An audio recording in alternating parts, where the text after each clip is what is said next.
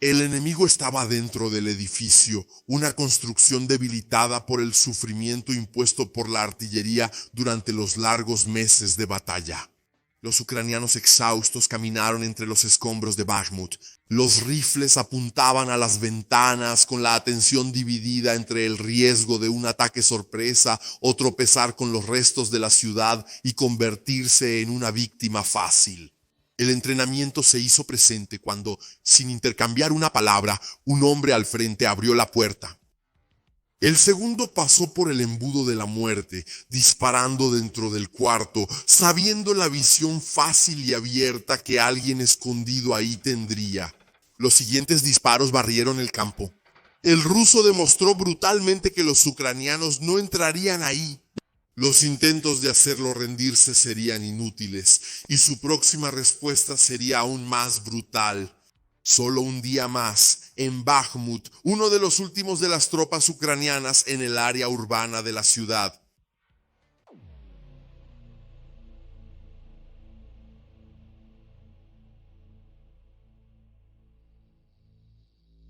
Los meses de combate por Bakhmut fueron vistos por todo el mundo. La batalla generaba una repercusión inmensa en los videos de los conflictos, por los relatos cada vez más dolorosos y por los discursos impredecibles e irracionales del líder del grupo Wagner.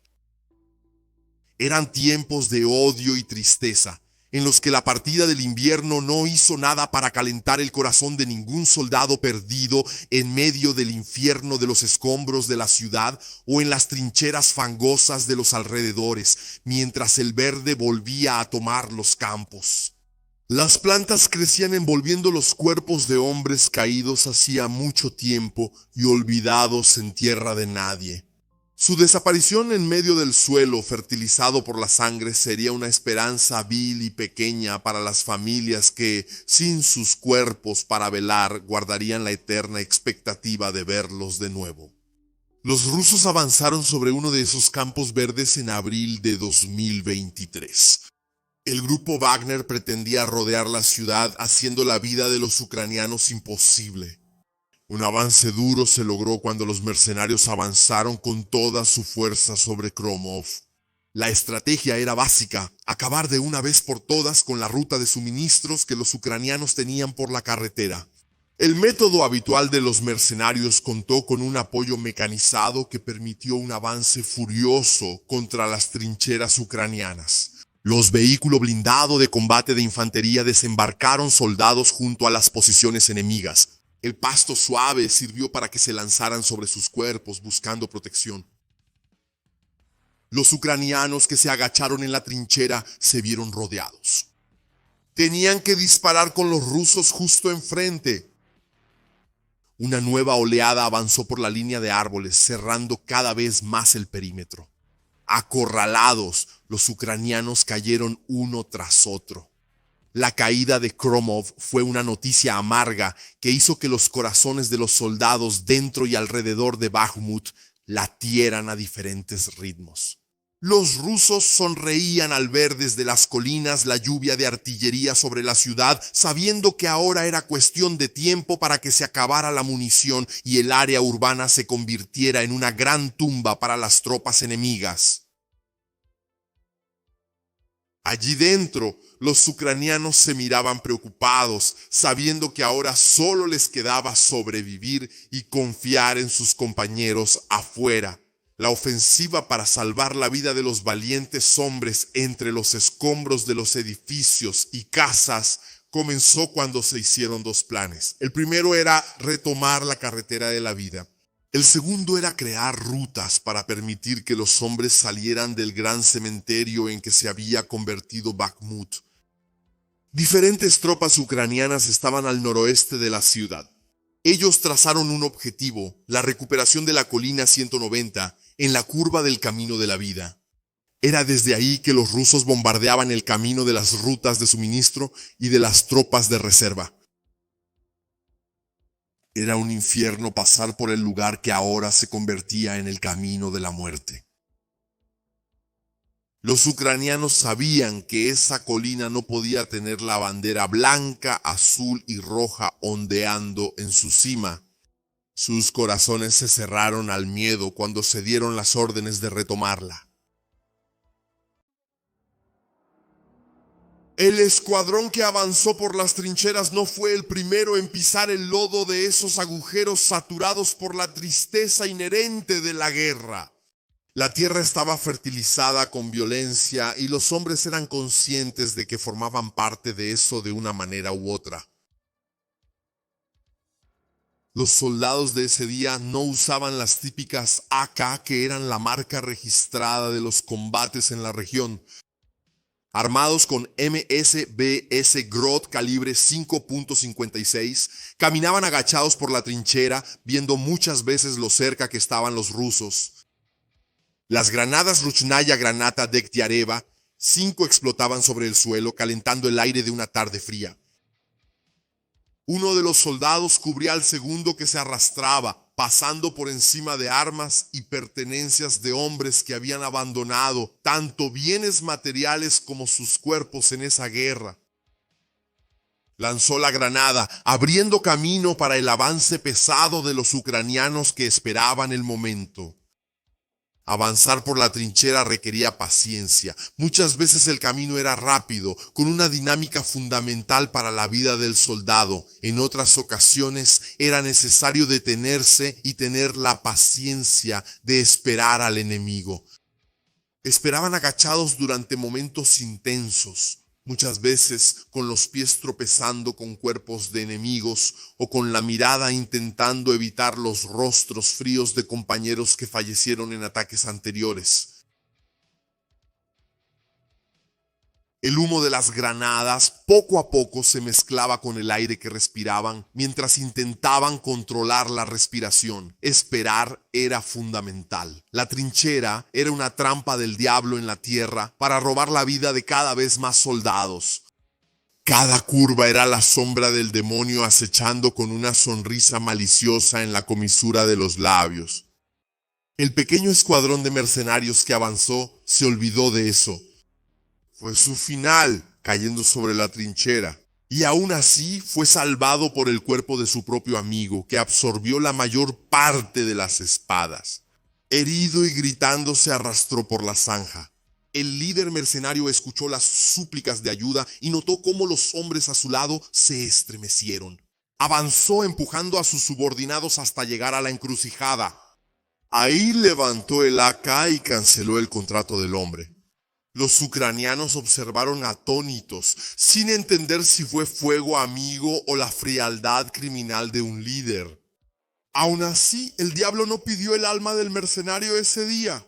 El hombre aún pedía ayuda con el verde del uniforme cada vez más manchado de rojo. Su líder pidió una tregua para que todos recogieran a sus heridos y muertos. El soldado ensangrentado se arrastraba por la trinchera detrás de él mientras negociaba. Los ucranianos aceptaron y empezaron a conversar entre ellos. La distracción casi les costó la vida cuando el mercenario lanzó la granada y retrocedió apresuradamente por la trinchera. Sin embargo, la retirada de Exhonesto no sirvió para salvar la vida de todos los rusos.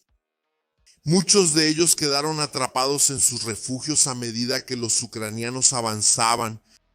Los escondites eran peligrosos de tomar. Un solo individuo bien protegido fácilmente podía evitar el fuego de varios hombres y herirlos en cuanto avanzaran. Los ucranianos necesitaban ser cautelosos, usando las granadas para terminar con el problema.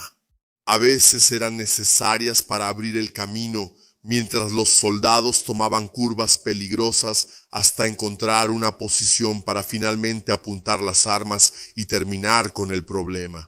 La recuperación de la colina 190 fue un alivio. El 11 de mayo, la 92 Brigada Mecanizada había atacado directamente el punto central de las defensas rusas.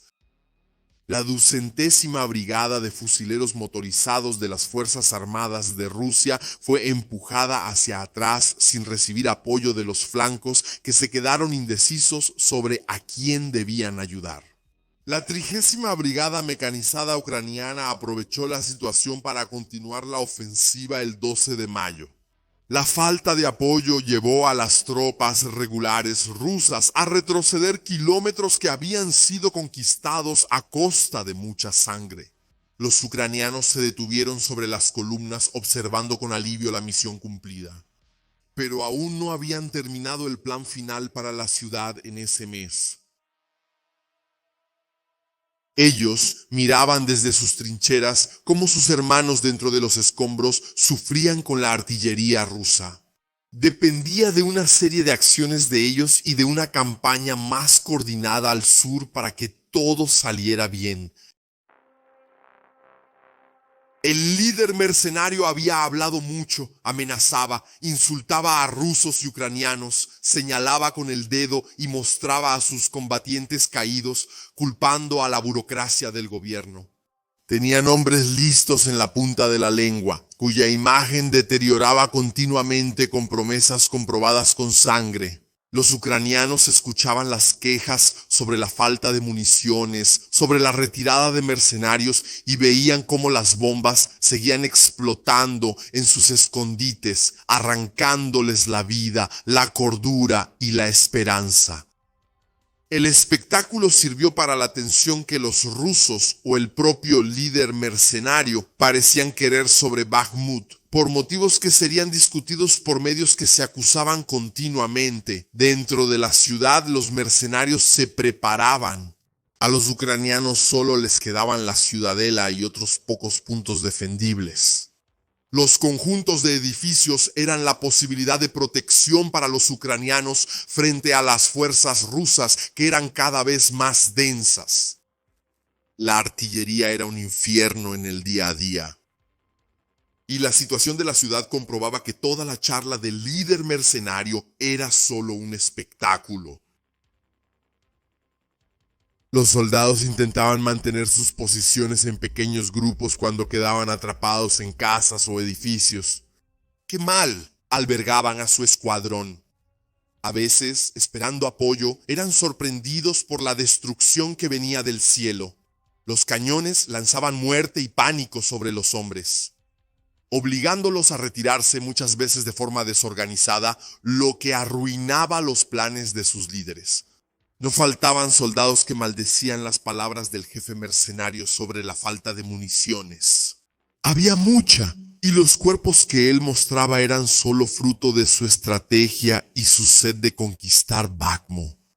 El mundo se enfocaba en él, mientras las vidas de los soldados eran cegadas dentro de uno de los mayores cementerios jamás construidos por el hombre. Los ucranianos buscaban contraatacar. Simplemente esperar al enemigo era lo mismo que sentarse en su propia tumba y esperar a que las paredes se derrumbaran sobre uno mismo para un entierro sin dignidad. Avanzaban revisando cada edificio. Los combates estaban tan cerca que las conversaciones entre los soldados se volvían un factor desconcertante. El ruso no quiso dejar el lugar. Aún rodeado, se preparó con sus últimos cargadores y granadas. Una distracción de los ucranianos fue suficiente para lanzar un explosivo que derrumbó la preparación del escuadrón. Los rusos buscaban rodear a estos hombres. Muchas veces eran vistos del otro lado de la calle y los soldados contraatacaban con los lanzagranadas, intentando mantener un poco de ánimo. Las sonrisas desaparecían cuando otros aparecían en otra oleada de ataque intentando suprimirlos. Había tantos mercenarios que muchas veces aparecían hombres de élite preparados para matar, así como aquellos que entendían poco de su trabajo. En un momento dado, una pareja de mercenarios estaba suprimiendo a los ucranianos. Uno de ellos intentó lanzar una granada contra los enemigos a más de 100 metros. Explotó y sirvió de poco, aparte de llamar la atención de alguien. No se sabe cómo, si fue por fuego amigo o por otro escuadrón ucraniano, pero alguien abrió fuego contra los mercenarios, poniendo fin a su trabajo. Los ucranianos que esos dos habían atacado respiraron un poco, pero no había mucho que hacer. Caía la noche y dentro de los edificios se escuchaba al diablo llamando con rugidos en forma de explosiones. Había poco tiempo para pensar en ocasiones con los heridos que no habían sido evacuados o los cuerpos que tal vez nunca lograrían sacar de entre los escombros. Eran momentos taciturnos y tristes que precedían el final. Era necesario cortar los pensamientos sobre el costo de tanta batalla que ahora comenzaba a terminar. La brutalidad de los avances rusos aumentó cuando las tropas de paracaidistas salieron de los flancos de Bakhmut y se unieron a la retaguardia del grupo Wagner. El refuerzo de la élite venía con el apoyo de tanques pesados que ahora circulaban libremente por la ciudad, explotando todo lo que se movía. Asomarse por las ventanas era invitar a una visita prematura a los antepasados. Los T-90 vagaban entre las calles de Bakhmut rumbo a la ciudadela. Se puso en práctica una estrategia básica de libros rusos de tácticas, junto con lo que los mercenarios ya venían usando con éxito. Las defensas fueron atacadas directamente en el medio. Los morteros demolían hogares que alguna vez fueron el sueño de familias. Cada una de esas habitaciones se convertía en tumbas para los ucranianos. El fuego se encendió en medio del concreto. Los defensores comenzaban la retirada bajo la mirada de los mercenarios y los paracaidistas. La música sonaba a favor de los rusos y la orquesta, como al grupo Wagner le gustaba llamarse, tenía a sus músicos afinados en esos días de combate. Sus mercenarios avanzaban, empezaban a cavar trincheras, enterraban sus municiones ahí y preparaban el camino para la próxima oleada. En cuanto una de las defensas fue rota, toda la fuerza acumulada en las líneas anteriores entró por la brecha. Las tropas de élite ucranianas intentaron contener el avance, mientras que otros grupos menos entrenados empezaban a escapar. La ciudadela caía y así una de las principales fortalezas de la ciudad ahora tenía la bandera rusa izada en apartamentos llenos de sangre ucraniana y con cadáveres de hombres valientes. Los que aún seguían vivos se dirigían a los últimos sectores. El dominó sería una de las últimas alternativas para la supervivencia de los ucranianos. El grupo Wagner ya había entendido la estrategia ucraniana. En sus bases, los mercenarios miraban los mapas y mostraban cuáles eran los caminos que seguirían los ucranianos. Sus adversarios retrocedían y su desesperación en los últimos ataques era para retomar esas rutas de escape. Habían reconquistado el norte por donde las tropas de menor nivel habían retrocedido. Pero sin el sur, sus hombres de élite serían masacrados dentro de la ciudad. Aquellos que aún estaban en Bakhmut veían cómo los edificios eran destruidos, y detrás de ellos solo había un largo campo abierto donde sus vidas podrían terminar. Prigozhin ya tenía 100 prisioneros.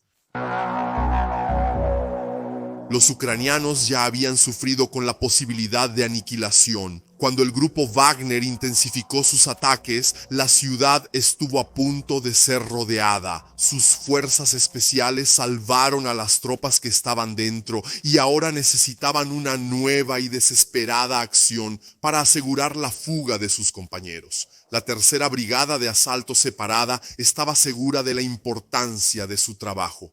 Dominar Ivanovsk y la región al frente era fundamental para mantener la carretera hacia Chasiv Yar aún abierta y permitir que las tropas de élite se retiraran de la ciudad. Sus blindados acudieron en masa para el ataque orquestado contra la 374 Brigada de Fusileros Motorizados y la 4ª Brigada de Fusileros Motorizados de Rusia. Los dos grupos habían reemplazado a las tropas mercenarias que tomaron la región y a las tropas aerotransportadas rusas que habían ido a apoyar la lucha dentro de Bakhmut.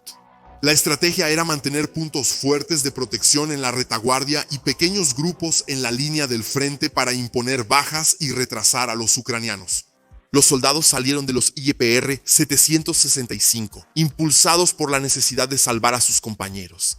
Esa fuerza los llevó en masa contra la línea de árboles que se volvía verde en primavera, donde los rusos se escondían bien con sus camuflajes AMR. El fuego de supresión de los hombres hizo que los rusos se metieran en los agujeros. Los movimientos debían ser cuidadosos, con los líderes demostrando cada paso para los más impacientes o menos experimentados. Bien escondidos, los rusos esperaban el momento adecuado para quitarle la vida a un soldado más impaciente que avanzaba sin protección. Los heridos eran arrastrados por el pasto para que el avance pudiera continuar. Los IPR-765 se adentraban en la selva derribando árboles. El cañón de 25 milímetros Oerlikon KBAB-02 destrozó los árboles que la primavera había recuperado después de un invierno difícil calentado por los bombardeos. El problema no era solo el mar, sino también los cerros fortificados donde los rusos se escondían. Apenas se abrió la puerta del transporte, los hombres salieron iniciando fuego de supresión con la Kar-70 y 4S, un arma corta y tan adecuada para los combates en las estrechas trincheras. El ruido de las AK-74 y de las AK-105 también se sumó al combate. Los rusos lanzaron granadas de humo para contener el ímpetu inicial y preparar una posible retirada. El cerro de los ucranianos empezó a tomar forma. Al frente, los soldados intentaban subir la colina, experimentando de cerca la violencia de las granadas que explotaban en el pasto. Se lanzaban al suelo casi ensordecidos y corrían por el pasto verdoso entre el humo blanco, buscando los agujeros desde donde los rusos disparaban. Las colinas fueron tomadas poco a poco. Rodeados, los adversarios tenían que esconderse. Cada búnker se convertía en una tumba, donde los soldados eran enterrados por sepultureros uniformados. Los estampidos se esparcían por los montículos de tierra, sonando como un macabro homenaje a los soldados enterrados a base de explosiones. El costo fue alto para la tercera brigada de asalto, pero se tomaron las posiciones necesarias. Los combates no terminaron, pero fueron suficientes para liberar la salida de las tropas ucranianas que aún estaban en Bakú. Bajo la desesperación de los bombardeos, los hombres iniciaron la retirada. La artillería rusa lanzó pedazos de furia sobre quienes intentaban escapar. La piedad no existía cuando el fuego caía buscando víctimas para alimentar el odio de la guerra. El soldado no tenía tiempo de temblar, de fallar, de rezar, solo de conducir y esperar que los rusos no fueran tan precisos ese día. Salir de Bakhmut era un alivio en el corazón del más experimentado y valiente de los hombres. Era dejar el infierno y liberar a su familia de derramar lágrimas por un día más. Allí dentro, los rusos comenzaban las celebraciones levantando sus banderas. La euforia se apoderaba de las ruinas, los mercenarios reían pensando en las bonificaciones de sus contratos y a dónde irían después de ahí. Su líder había anunciado la retirada de la ciudad, pero nadie sabía cuál era el verdadero juego del hombre que criticaba a Putin y se atrevía a pegar carteles en su propio honor en los oblasts rusos. Desde fuera de las trincheras, los ucranianos miraban con alivio de deber cumplido al ver a sus hermanos escapar. La artillería aún caería sobre la Bakhmut rusa, la Artemovsk. Las batallas continuarían en sus flancos. La ciudad aún no estaba satisfecha con las almas arrojadas sobre ella, ni con los cadáveres que había abrazado entre sus escombros. Solo el tiempo diría cuándo el gran sepulcro de concreto estaría saciado.